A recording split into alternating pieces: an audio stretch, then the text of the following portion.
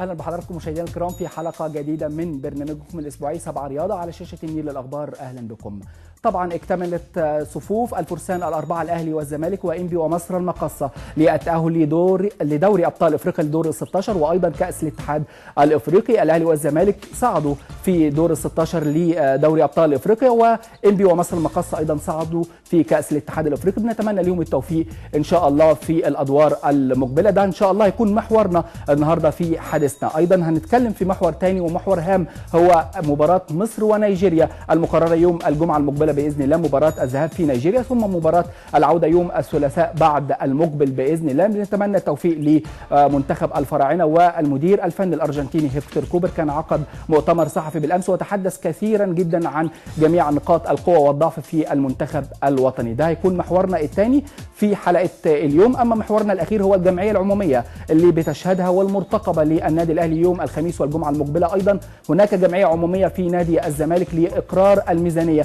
والموافقه على استقاله رئيس نادي الزمالك المستشار مرتضى منصور ام من عدم ذلك، ولكن الانظار تتجه الى القلعه الحمراء واعتماد الميزانيه في النادي الاهلي. ومن المتوقع ان يتم اعتماد الميزانيه، ومن المتوقع ايضا ان يكمل مجلس محمود طاهر بحسب الخبراء اللي قالوا انه ممكن يكمل دورته او يكمل فتره تعيينه. ده كل المحاور دي ان شاء الله هنناقشها. معانا نجمين، نجم في التحليل الرياضي ونجم ايضا في النقد الرياضي. معانا الاستاذ ابو المعاطي زكي الناقد الرياضي الكبير، والكابتن تامر عبد الحميد نجم نادي الزمالك الاسبق. هيقولوا لنا ازاي منتخب الفراعنه يقدر يكسب نيجيريا، هيقولوا لنا توقعاتهم للجمعيه العموميه في نادي الزمالك او في نادي الاهلي، وهيقولوا لنا ايضا عن توقعاتهم لمسيره الاربع فرق الفرسان الاربعه الاهلي والزمالك وانبي ومصر المقاصه في المشوار الافريقي. بدءا من اليوم ان شاء الله نكون مع حضراتكم فقره متواصله او فقره دائمه ان شاء الله في 7 رياضه مدتها تقريبا 5 دقائق هنتكلم فيها او بعنوان الطريق الى البرازيل، وهتتضمن الانجازات الرياضيه اللي حصلت هذا الاسبوع. كل اسبوع ان شاء الله هنتكلم عن نجم رياضي تاهل الى اولمبياد البرازيل، او هنتكلم عن لعبه ضمت عدد من اللاعبين عشان ان شاء الله نكون متابعين معاكم لحد اولمبياد البرازيل في شهر اغسطس المقبل ان شاء الله. هتبقى فقره دائمه ومستمره مع حضراتكم كل يوم اثنين بعنوان الطريق الى البرازيل، وهتضم ايضا الانجازات المصريه التي تحققت خلال هذا الاسبوع. زي ما احنا عارفين ان عندنا اكثر من 92 لاعب ولاعبه صعدوا الى اولمبياد البرازيل، ونتمنى ان شاء الله ان العدد يزيد، وبنتمنى لهم ايضا الاستمرار في المسيره الناجحه في البرازيل باذن الله.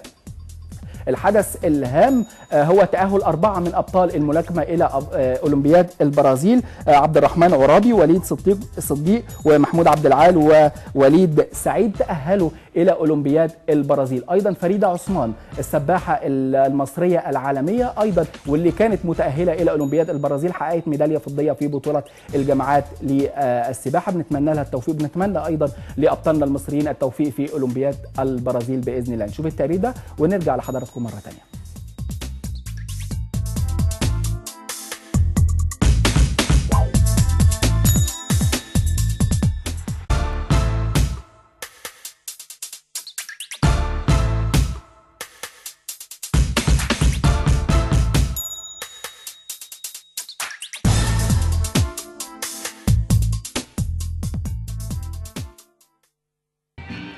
تقمصت رياضة الملاكمة دور البطولة هذا الأسبوع بعدما أضافت لمصر أكثر من مقعد في أولمبياد ريو دي جانيرو المقرر إقامتها في البرازيل في أغسطس المقبل.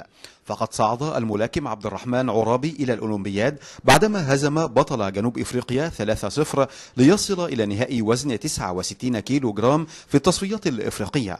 ولحق محمد عبد العال بركب المتأهلين بعد صعوده لنهائي البطولة الإفريقية عقب فوزه على بطل تونس في وزن 60 كيلو. وصعد أيضا وليد سعيد بعد الفوز على ملاكم الجزائر في منافسات وزن 69 كيلو بالدور قبل النهائي للبطولة الإفريقية وبلوغ المباراة النهائية. بذلك حجزت مصر من بوابة رياضة الملاكمة 4 مقاعد حتى الآن، ليتخطى اللاعبون المصريون المتأهلون إلى الأولمبياد حاجز 90 لاعبا ولاعبة. وبعيدا عن التأهل للأولمبياد فقد حققت بطلة منتخب السباحة فريدة عثمان الميدالية الفضية والمركز الثاني في سباق 50 ياردة حرة في بطولات الجامعة الأمريكية 2016 والمقامة حاليا بالولايات المتحدة خلال الفترة من 23 حتى 26 من مارس الجاري. كما تأهلت فريدة عثمان إلى نهائي سباق 100 ياردة فراشة ببطولة الجامعات الأمريكية بعد احتلالها المركز الخامس في الترتيب العام للتصنيفات. يشار إلى أن البطولة تشهد مشاركة جميع السباحين المصريين المتواجدين بالولايات المتحدة الأمريكية، وهم فريدة عثمان وأحمد أكرم ومحمد خالد وعلي خلف الله.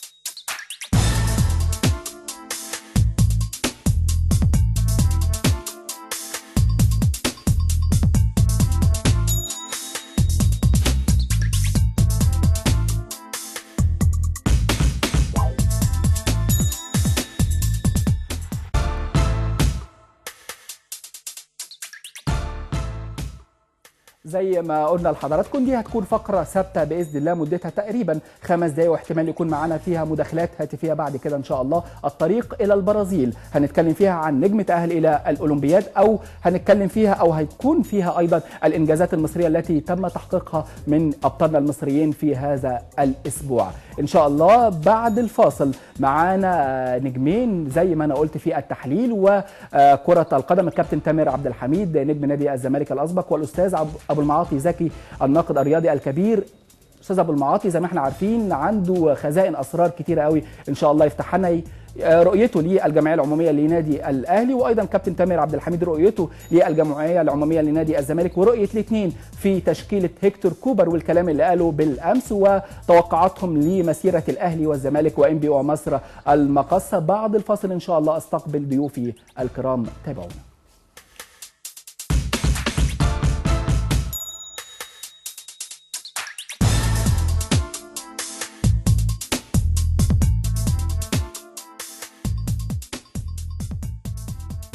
تأهل النادي الأهلي المصري عقب فوزه بنتيجة 2-0 على ضيفه ريكرياتيفو دوليبولو الإنجولي في إياب دور 32 للمسابقة.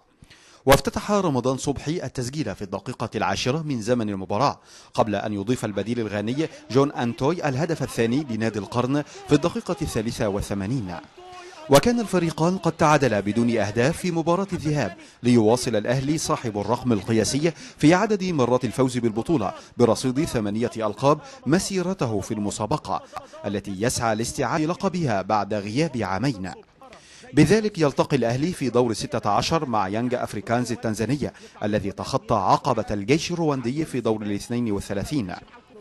والتحق الزمالك بالأهلي إلى دور 16 بفوزه على ضيفه يونيون دوالا الكاميرونية، وسجل محمود عبد المنعم كهربا الهدف الأول في الدقيقة 26 قبل أن يحرز البديل أحمد توفيق الهدف الثاني في الدقيقة الأخيرة.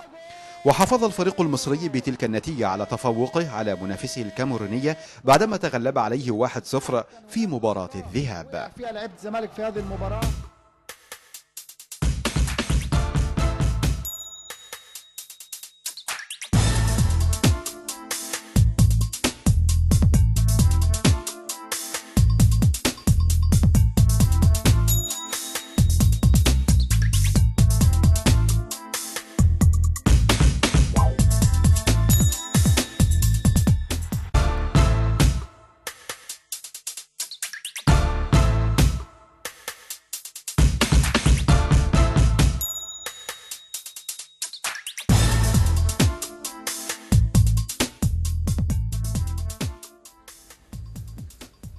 اهلا بحضراتكم من جديد. مشاركات الفرق في البطولات الافريقيه، الاهلي والزمالك وانبي ومصر المقاصه وتاهلهم لدور ال16، وايضا الجمعيه العموميه في نادي الزمالك والنادي الاهلي وكوبر، وماذا سيفعل في مباراه نيجيريا المقبله يوم الجمعه ويوم الثلاثاء بعد المقبل. معانا نجمين زي ما انا قلت لحضراتكم، كابتن تامر عبد الحميد نجم نادي الزمالك. مساء الخير كابتن تامر. مساء النور.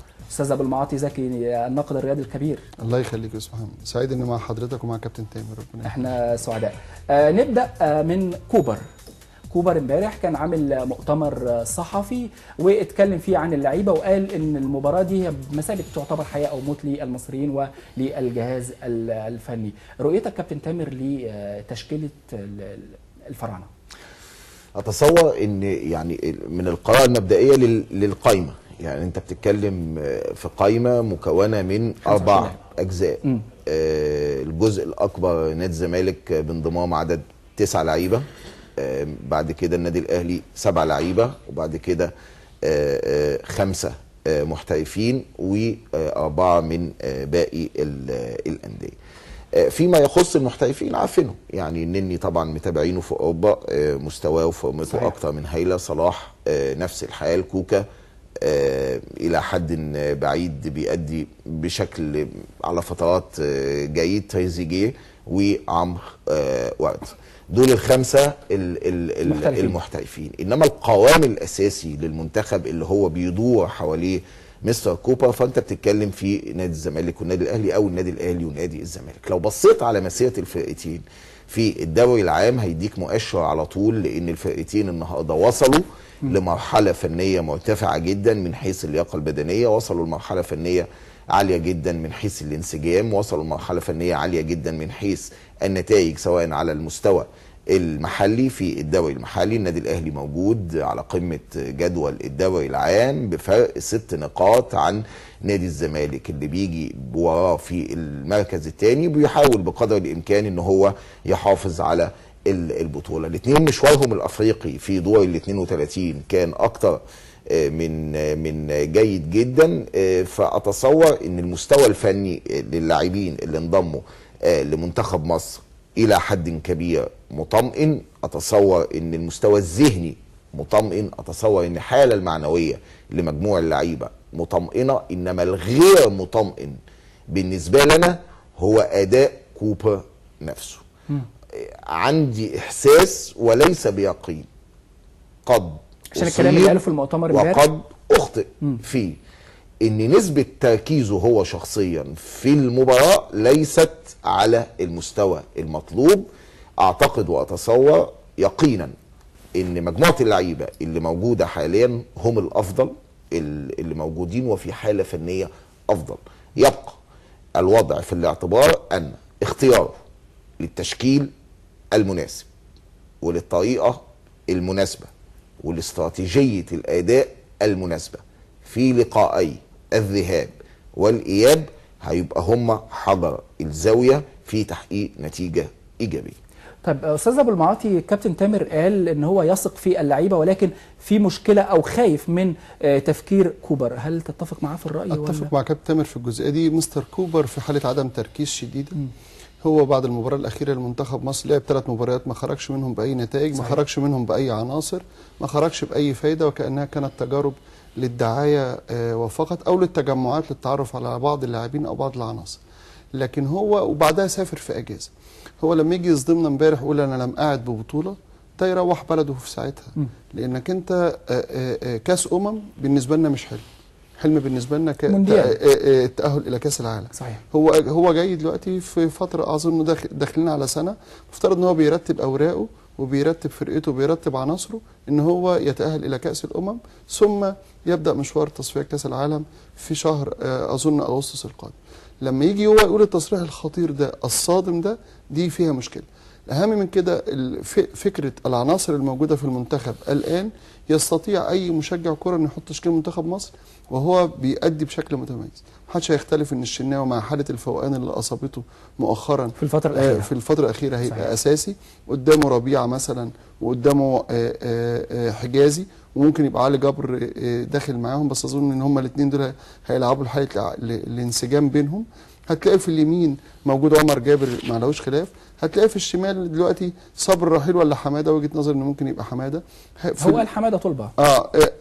قدامهم هتلاقي مثلا حد زي النني جنبيه حسام غالي، لو هيلعب ب3 في المنطقه دي هيبقى بيلعب بتريزيجيه، لو هيلعب ب2 يبقى تريزيجيه هيبقى بره. هتلاقي قدامه ممكن يبقى 3 رمضان صبحي، عبد الله السعيد،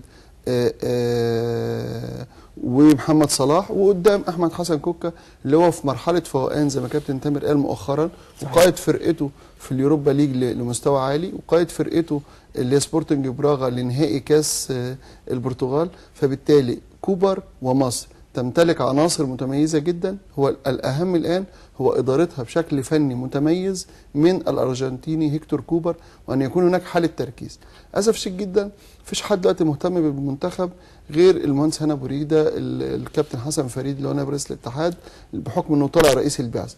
الباقيين كل صراعهم الان هي الجمعيه العموميه والانتخابات المقبله. فبداوا الاجنده دي بقت طاغيه بصفه عامه على انشطه اتحاد الكوره وعلى منتخب مصر.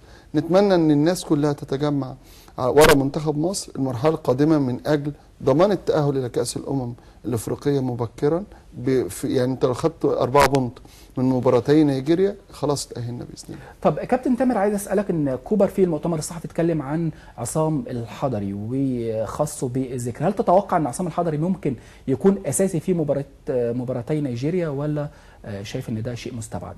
صعب، مش مستبعد ولا مستحيل، انما هيبقى صعب.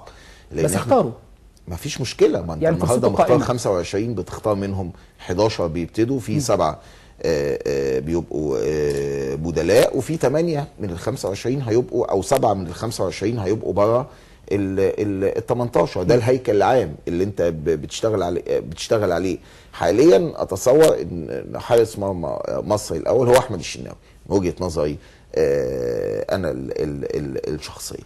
انما انا بتكلم وبقول ان وارد موجود في الكوره كل شيء، يجوز جدا ان لا قدر الله يحصل اي ظروف، اصابه، برد، ايا كان اللي بيحصل، والكلام دوت بيحصل يعني في ثواني.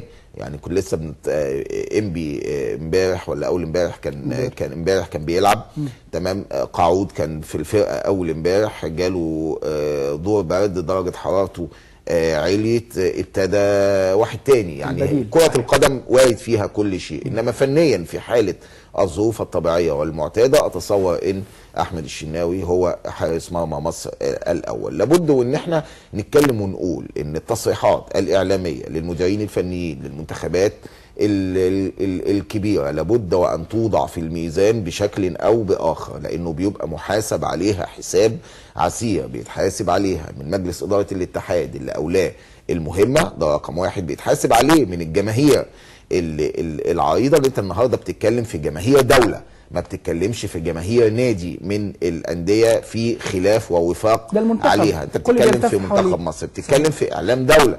يبقى اذا انت النهارده لابد ان انت تكون واعي جدا للتصريحات بتاعتك، وما ينفعش بعد سنه شغل، وده في عرف تدريب كره القدم، دي فتره كافيه وكافيه جدا. بما اننا اشتغلنا في المنتخبات قبل كده اكتر من مره، وتولينا مهام قيادات منتخبات مصر قبل كده، فانا باجزم لك تماما ان فتره السنه دي لا، فتره كافيه وكافيه كبيره جدا. مش ان انت تتعرف كمان على فرقه، لا، ان انت لو عاوز تبني فرقه جديده تستطيع انك تبني هذا الفريق الجديد، خاصه وان الظروف اللي حواليك النهارده اكثر حظا وفيرا او اكثر حظا من اللي قبلك. يعني انت لو استرجعنا بالذاكره كده هنلاقي ان مستر بوب برادلي اشتغل وتولى قياده الاداره الفنيه لمنتخب مصر الاول وانت ما عندكش مسابقه.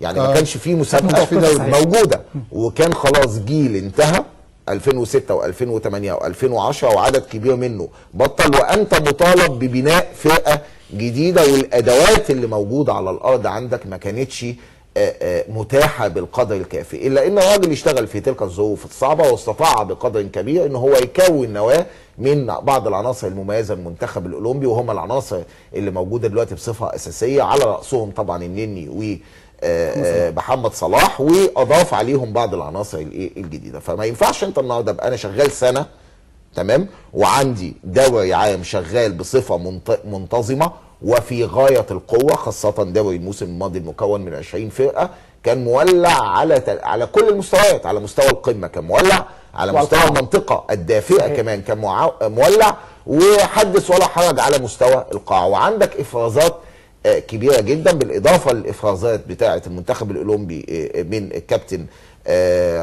حسام البدري، بالاضافه اللي عندك مسابقه كاس مصر شغاله، بالاضافه ان عندك بطوله افريقيا سواء رابطه الابطال او الكونفدراليه شغاله. وما تجيش بعد كل ده تيجي تقول لي انا ما وعدتك، ما وعدتش ببطوله. صحيح. بعد كل الظروف دي وبعد سنه شغل جاي تقول لي انا ما وعدتكش ببطوله، الكلام دوت لا يصح، ولا بد ان يكون في وقفه، انما مش دلوقتي بعد مباراتي نيجيريا. استاذ ابو المعاطي، عايز اسالك عن تشكيله منتخب مصر. 25 لاعب، 5 محترفين و20 لاعب محلي، العكس نيجيريا 5 بس هم او 6 لاعبين محليين والباقي كله محترف. واللاعيبه النيجيريين محترفين في انديه كبيره. شايف ان ده ممكن؟ المساله سلاح ذو حدين يا استاذ محمد. يعني انك انت قبل كده بمنتخب من المحليين خدت كاس الامم الافريقيه 3 مرات. احيانا المحترف خاصه في نيجيريا والكاميرون تحديدا بيبقى لهم مستحقات ماليه، بيبقى عندهم مشاكل، ممكن يجي وممكن ما يجيش، لكن عدد قليل منهم يستطيع ان يصنع الفارق اذا ارادوا يعني. لكن مش فكره بس انك محترف معناها انك كويس. انت عندك رمضان صبحي يستطيع الاحتراف، عندك الشناوي يستطيع الاحتراف، عمر جابر، يعني عندك عناصر، عندك عنصرين راجعين من رحله احتراف كان يمكن بقليل من التركيز ان هم يقدروا يكملوا، زي رامي ربيعه وزي حجازي. عندك تريزيجيه كان هنا محليا كويس، بالعكس لما احترف مستواه تراجع بعض الشيء. عندك كوكا ما كناش نعرفه وهو هنا في النادي الاهلي احترف وبدا يتعرف. عندك عمرو ورده كان خارج حسابات النادي الاهلي، النهارده بقى عامل شغل كويس وفي كلام انه يروح ايطاليا. فبالتالي هي المساله ليست احتراف او عدمه، هي قدره الجهاز الفني على اداره العناصر الموجوده لتحقيق افضل نتيجه بافضل طريقه تتناسب مع امكانياتهم وقدراتهم. يعني اللي عمله كابتن حسن شحاته في 2008 المنتخب كله كان محلي، لا يعني في 6 و8 و10 كان محلي قوامه الاساسي، لكن في 2008 تحديدا قدم احلى كوره ومتع الناس كلها ومتع العالم كله بالكوره اللي قدمها منتخب مصر. لما يجي كوبر النهارده يقول لم قاعد ببطوله، مفترض، انا بختلف بس في الجزئيه دي مع كابتن تامر، ان المشرف على المنتخب المهندس هاني ابو ريده بما له من مكانه ادبيه في اتحاد الكوره، وبما للاستاذ جمال علام وكابتن حسن فريد من مكانه، ان هم الثلاثه يقعدوا معاه. الكلام ده ما يتقالش. انت عامل عقدك بحيث انت عامل عقد، يعني ده عقد معمول كويس على مراحل، في التصفيات بعد التاهل لكاس الامم، تصفيات كاس عالم، بعد التاهل للمونديال. اذا انت اصلا احنا متفقين مع بعض واحنا قاعدين على مساله في التعاقد الرسمي على التاهل للمونديال. لما تيجي تقول لي انا لا، ده انا ما وعدتش ببطوله، بس على الاقل التاهل. يعني ما تقولش ان انا ما وعدتش ان انا ما اتاهلش. واي حد كان مسك منتخب مصر في ظل هذه الظروف الموجوده حاليا من عناصر متميزه في اهلي وزمالك، وافراز عناصر جديده كانوا في انديه ضعيفه وانتقلوا اهلي وزمالك واصبحوا ملء السمع والبصر، يستطيع ان هو كان يفعل شيء مع منتخب مصر. استاذ ابو المعاطي، ممكن يكون في راي ثاني، هو الراجل مش عاوز يقول ان انا بوعد بالتاهل للمونديال، بوعد بالتاهل للجابون، لا هو واعد اوريدي من خلال التعاقد، علشان ده ما يمثلش في المؤتمر الصحفي، عشان ده لا يمثل ضغط على اللعيبه بتوعي واسيبهم يلعبوا بأريحية. اللعيبه الموجوده في منتخب مصر اعتقد انها تمتلك القدره على فكره انها تصفي ذهنها وتبعد تماما عن الكلام اللي احنا بنقوله ده. خلينا اكون بس صريح معاك، يعني فكره ان اللعيبه بتتعرض لضغط نفسي وضغط عصبي ومش عارف ايه والكلام ده شغل لا يتناسب مع مكانتهم كلاعبين في اهلي وزمالك وانديه محترفه بره. مفيش حاجه اسمها يتعرض لضغط. محمد صلاح راح لعب في قلب فورنتينا وكسر الدنيا. صحيح. يعني ففكره انك انت واصغر من كل اللي موجودين في منتخب مصر سنا باستثناء رمضان صبحي مثلا، يعني هو جيل عمر جابر وكده. فاللي انا بتكلم فيه فكره الضغوط النفسيه والعصبيه. مثل كابتن جوهري في 98 وكابتن تامر موجود، قال انا ترتيبنا او تصنيفنا ال 13 على كاس الامم، لكن انا كنت حاضر له حوار شخصي بينه وبين احد رؤساء الانديه، قال انا رايح اجيب الكاس وارجع. كان وقتها كابتن حسام حسن اللي هو كان مهاجم منتخب مصر الاول، كان متمسك بيه كابتن جوهري، كان صايم عن التهديف، كان كل الاعلام بيطالبه بالاعتزال، وهو كان لاعب في النادي الاهلي، راح، ولكن كان في عناصر بقى بتساعده، محمد عماره، حازم امام، عبد الستار صبري، وطلع هداف البطوله. صحيح. فالفكره فكره قدره جهاز فني على التركيز، حط تحت كلمه تركيز دي مليون خط، وعلى قياده الفرقه انها تزرع جواها طموح.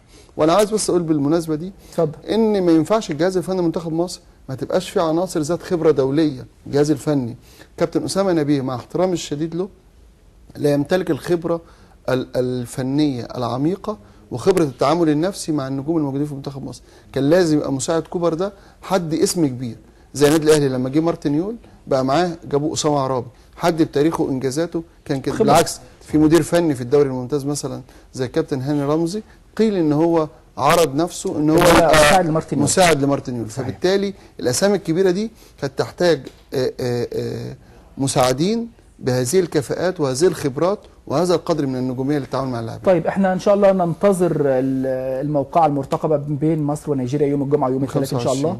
عايز اقول ان مصر في المجموعه السابعه 6 نقاط في المركز الاول، نيجيريا 4 نقاط في المركز الثاني، تنزانيا نقطة واحدة في المركز الثالث، وتشاد 0 من النقاط في المركز الأخير. مصر فازت على تشاد في تشاد وفازت على تنزانيا 3-0 في ونيجيريا تعادلت على أرضها. ونيجيريا تعادلت على أرضها.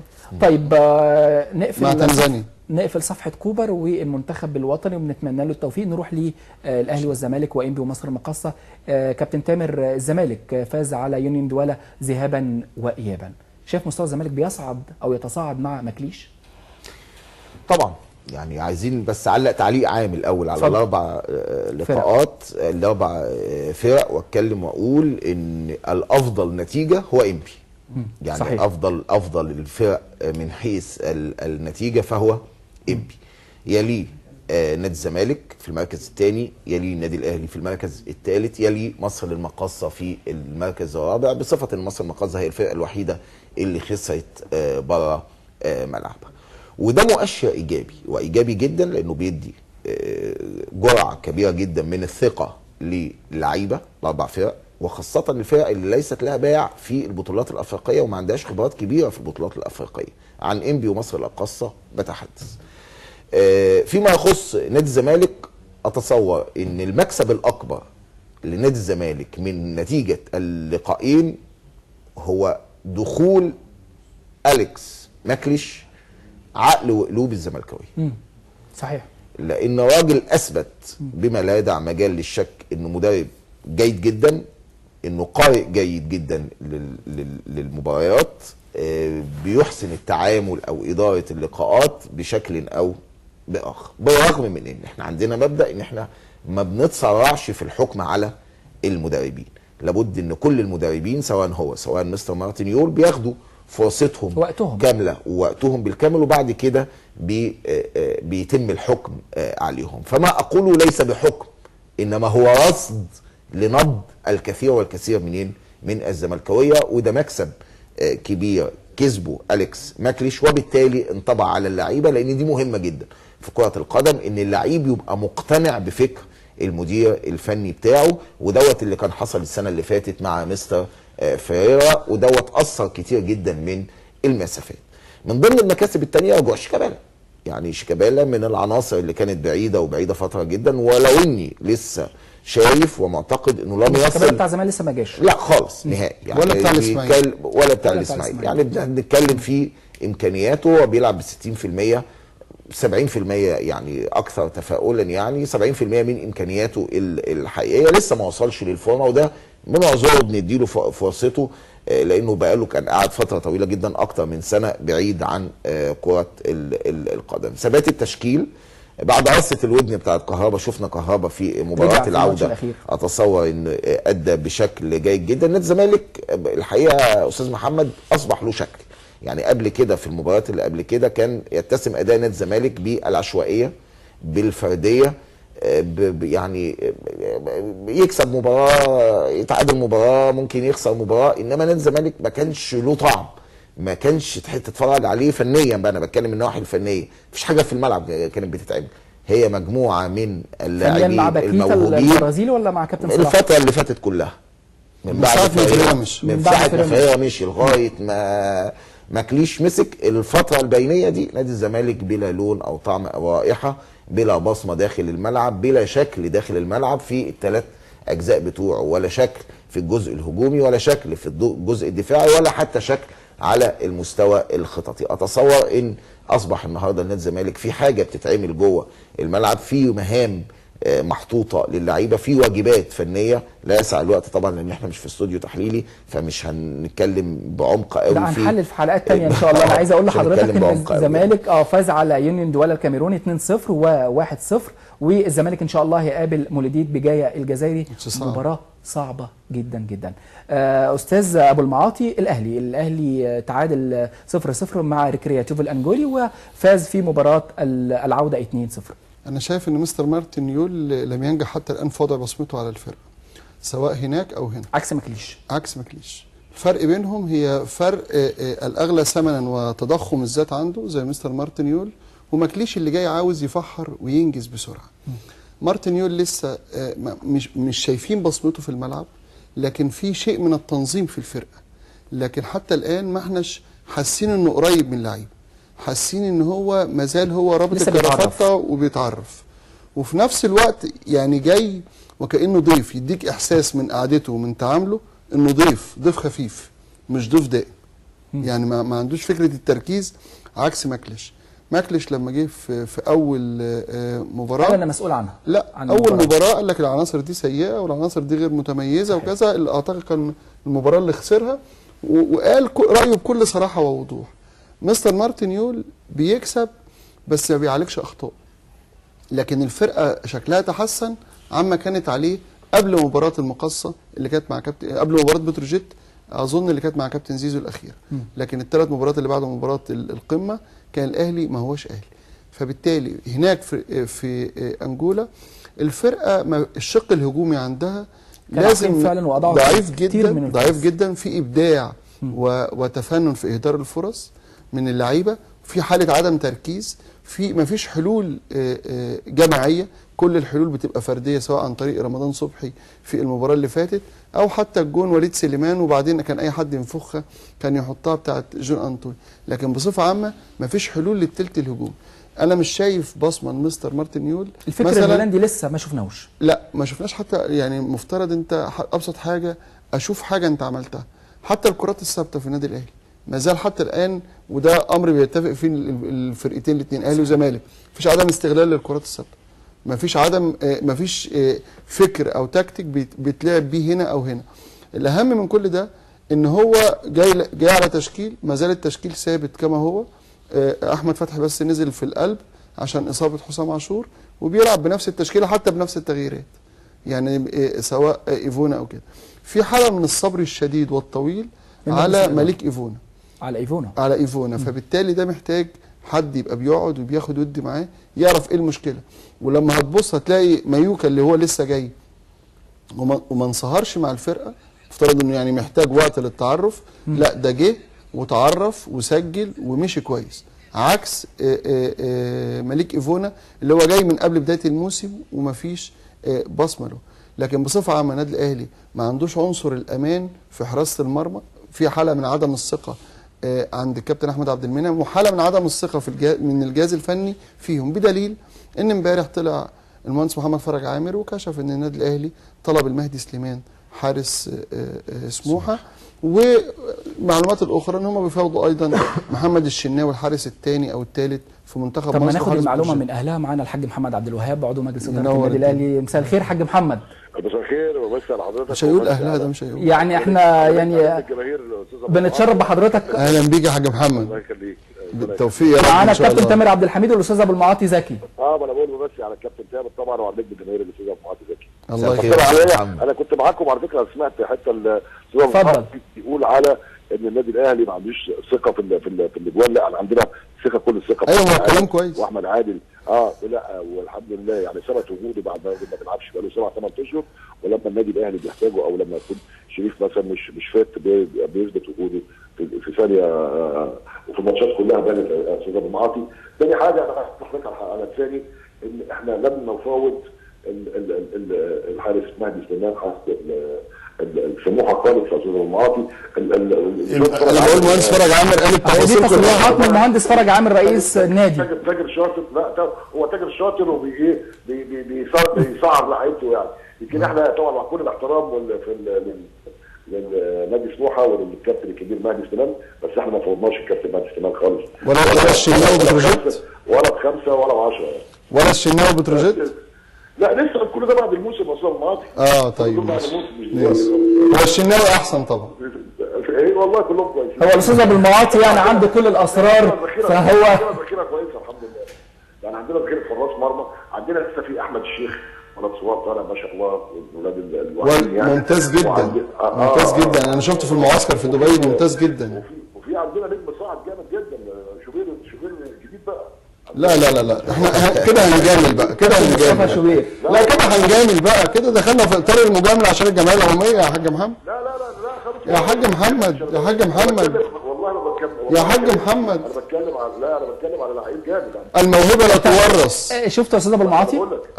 شفت الموهبه لا تورث. ايوه كان في ناس في الفرقه ومشوا وبتاع. كان عندنا كابتن حازم امام وكابتن حماده امام ده الله يرحمه. لا بص، كابتن حازم امام، كابتن حماده امام، كابتن يحيى الحريه امام، دي عيله مورثه، لكن الموهبه لا تورث.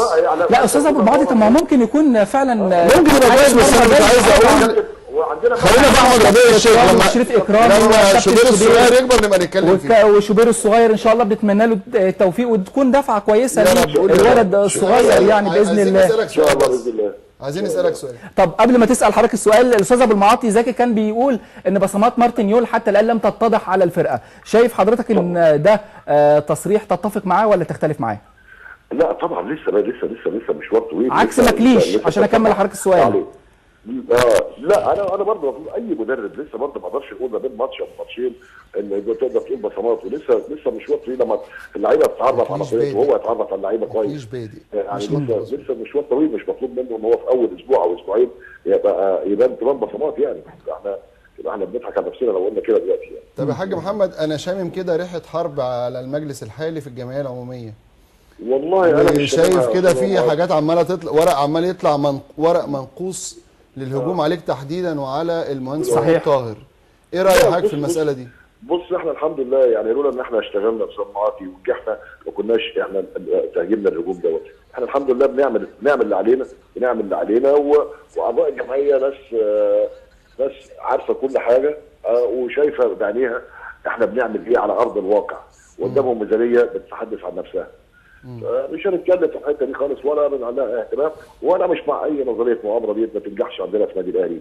نظريه المؤامره دي على نجحت مره واحده سنه 92 بس. لا ما كانتش، لا والله ما كانتش برضه لو فكرناها مش كانتش فيها مؤامره خالص.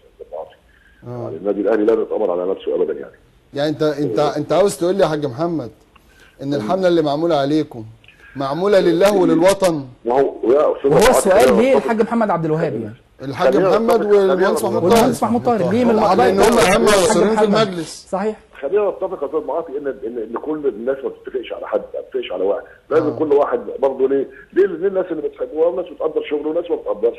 يعني خلينا يبقى في نسبه كده ونسبه كده. الحمد لله الغالبيه العظمى الحمد لله شايفه كويس ومقدره كويس، وده يكفينا يعني. ده صحيح. واحنا الحمد لله بنعمل اللي علينا، ما بنشتريش اي حد. انتوا محتاجين بس القبول بس. طب حاج محمد عايزين نسال توقعات حضرتك ايه ليوم الخميس والجمعه المقبلين؟ الجمعه ان شاء الله باذن الله يوم الجمعه ان شاء الله. انا اتوقع دايما النادي الاهلي بيدي مثل وبيدي قدوه في الجمعيات العموميه او في كل محفل. يعني ان شاء الله باذن الله هتبقى حاجه مشرفه كبيره باسم النادي الاهلي ان شاء الله باذن الله. حاج محمد سيبنا اسالك سؤال فني بقى بعيد عن الكلام ده كله. متفائل بمشوار النادي الاهلي الافريقي ومتفائل بقدره النادي الاهلي على حظ بطوله الدوري العام اللي غابت عنده السنه اللي فاتت ولا لا؟ بصراحه باذن الله يا كابتن، انا متفائل جدا ان شاء الله من اللعيبه ثقتنا في ربنا وفي اللعيبه اللي عندنا وفي الجهاز الفني والشغل اللي بيعملوه والشغل ان شاء الله باذن الله ربنا يكرمنا ان ده هدف بالنسبه لنا احنا بطوله الدوري ان شاء الله، بطوله افريقيا ابطال الدوري، وان شاء الله اللي تاهلنا لكاس العالم للانديه اللي وحشنا اللي بقى لنا فتره ما رحناهوش. ان شاء الله باذن الله. ان شاء الله باذن الله. توفيق يا رب يا حاج محمد. نتمنى لك التوفيق يا حاج محمد، وان شاء الله تكون جمعيه عموميه على مسمى او قدر النادي الاهلي باذن الله. كتر خيرك يا فندم. حاج محمد عبد الوهاب عضو مجلس اداره النادي الاهلي بنشكرك شكرا جزيلا.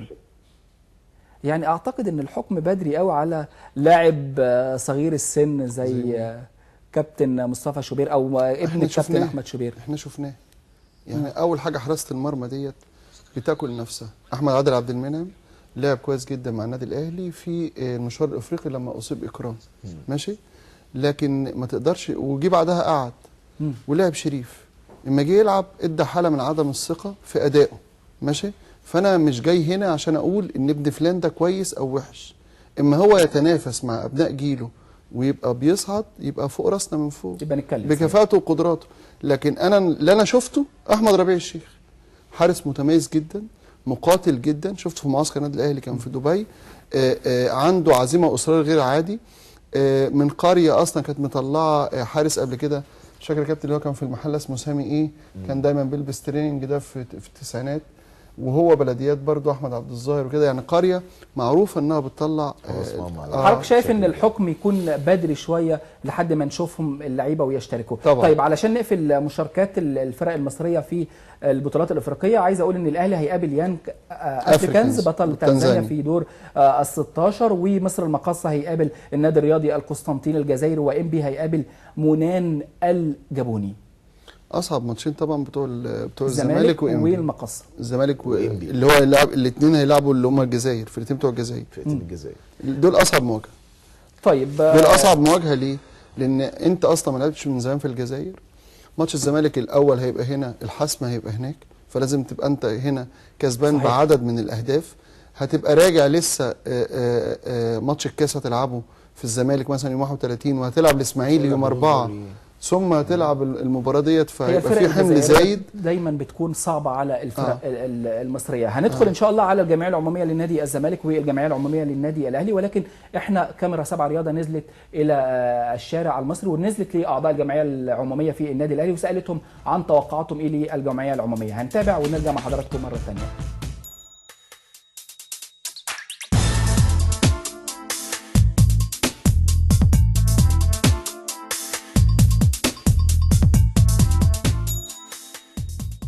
ان شاء الله هنجدد الثقه في المجلس باذن الله، لانه عامل انجازات، وكان في بعض المعارضه، لكن الحمد لله مع الانجازات اللي بتتم حاليا في النادي من الانشاءات، من الميزانيه، من بدا المعارض بدا يبقى مؤيد.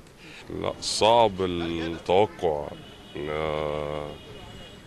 الأعضاء مش قادرين ياخدوا قرار، الموضوع صعب بالنسبة لهم كمان من الناحية القانونية، محدش قادر يتوقع امتى، يعني يتوقع ايه اللي هيحصل وكده يعني. طبعا هتكتمل من الأول على طول، لأن الناس كلها هنا في النادي زعلانين من اللي حصل ده، فكله هيجي يعني إن شاء الله. الناس القديمة أنتجت وعملت حاجات ملحوظة في النادي، بس دايما التغيير بيبقى في صالح النادي، يعني التغيير دايما في صالح اي حد، فنجدد ونشوف اي حد عنده فكر جديد يجي يفيد النادي بخبراته. ان شاء الله هتجدد الثقه في مجلس المهندس محمود طاهر والاعضاء اللي معاه، لان هو مجلس منتخب ومجلس شرعي اجمعت عليه الجمعيه العموميه كلها، فطبعا مهما يعني حصل المجلس ما اثرش ابدا، المجلس ليه انجازات كبيره جدا جدا جدا. اتوقع للجمعيه العموميه الاكتمال والنجاح، وان هي تكون احسن جمعيه في مرت على النادي الاهلي يعني.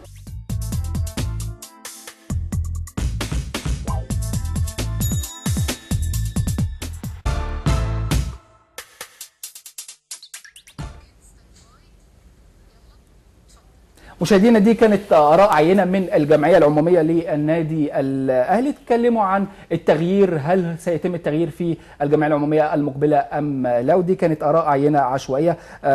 أزمة نادي وادي دجلة، وبعد ما دهمت النيابة العامة مقر وادي دجلة أو عدد من الأندية في وادي دجلة للحصول على استمارات العضوية، دي كانت أزمة كبيرة بالأمس، والأستاذ ماجد سامي أصدر بيان النهاردة، واحتمال يصل القاهرة يوم الأربعاء المقبل باذن الله.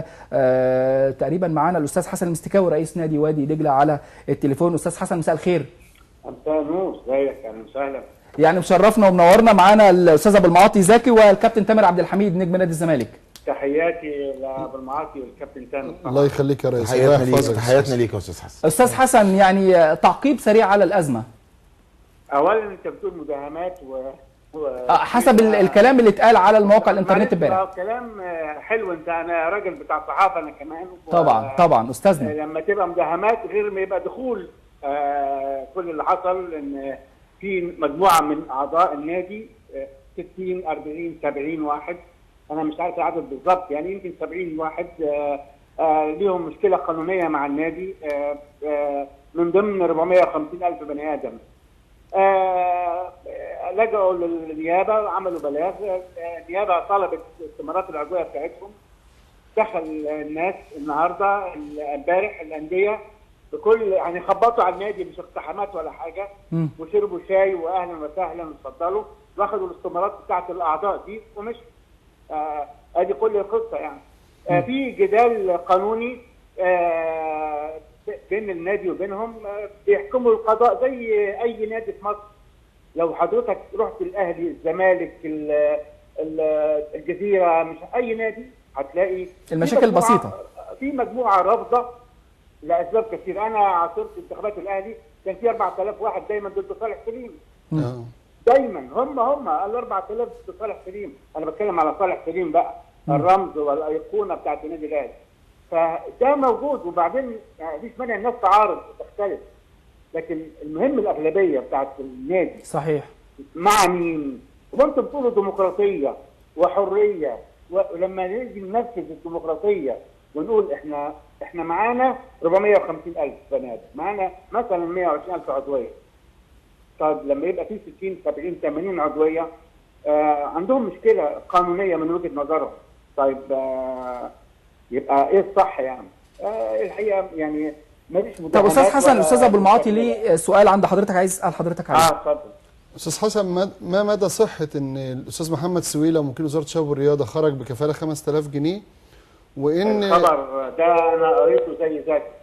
والجزئيه الثانيه، هل فعلا باقي الفروع غير فرع وادي دجله غير مسجل في الشباب والرياضه، ففي مشكله قانونيه في اعتماد باقي الفروع ديت ولا لا؟ هم قالوا فرع وادي دجله، فرع المعادي فقط هو المسجل. في نادي مشهر اللي هو النادي المعادي. المعادي. وفي عضويات تبادليه ما بين الاربع انديه الثانيه ونادي المعادي.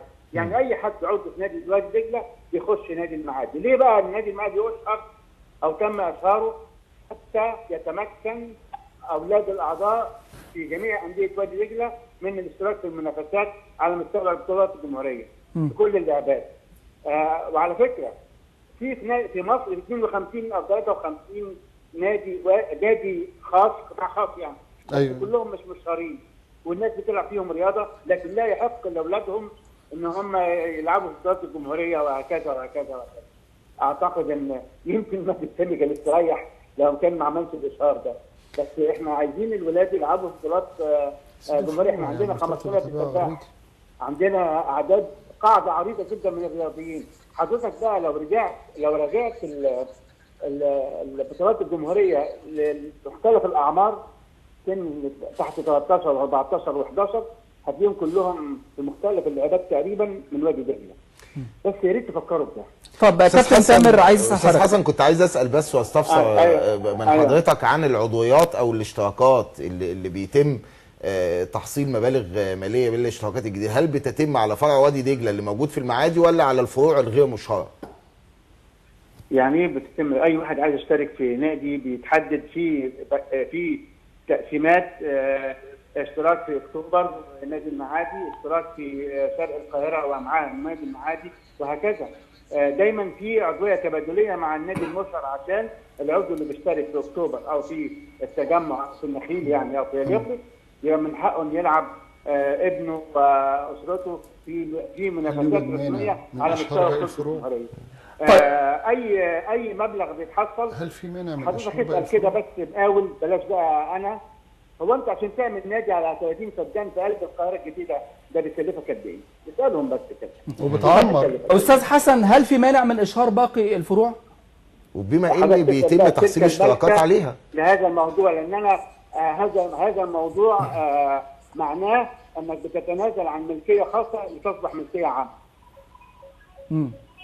تمام، يعني ان شاء الله. مين راجل اعمال في مصر ممكن يتنازل عن كل حاجه ومصانعه ومش عارف الى انها تصبح ملكيه عامه. احنا المهم ان في نشاط رياضي، في نشاط اجتماعي، في نشاط ثقافي، ومنظومه ناجحه يا استاذ حسن. النادي المشهر والمنظومه ناجحه. لا بامانه يعني.